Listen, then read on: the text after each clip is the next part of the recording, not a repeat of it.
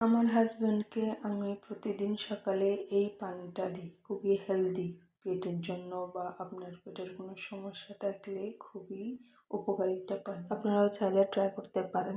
খুবই হেলদি একটা পানীয়। চলুন তাহলে এই পানি তৈরি করার জন্য কি কি লাগবে দেখে নিই নজরে। সো হ্যালো এভরিওয়ান, আসসালামু আলাইকুম। প্রথমে দেখতে পাচ্ছেন এক এক করে সবগুলো উপকরণ আমি একটা প্লেটে নিয়ে নিয়েছি। প্রথমে নিয়ে নিচ্ছি হচ্ছে লেবু, কিছু টুকরো লেবু নিয়ে নিচ্ছি। লেবু শরীরের জন্য কি পরিমাণ ভালো সেটা সবাই জানেন।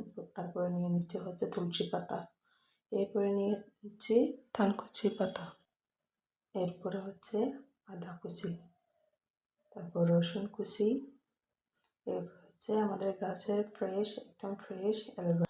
এবার একটি পাত্রে 1.5 কাপ পরিমাণ পানি নিয়ে তাতে এক এক করে সবগুলো উপকরণ ঢেলে দেব।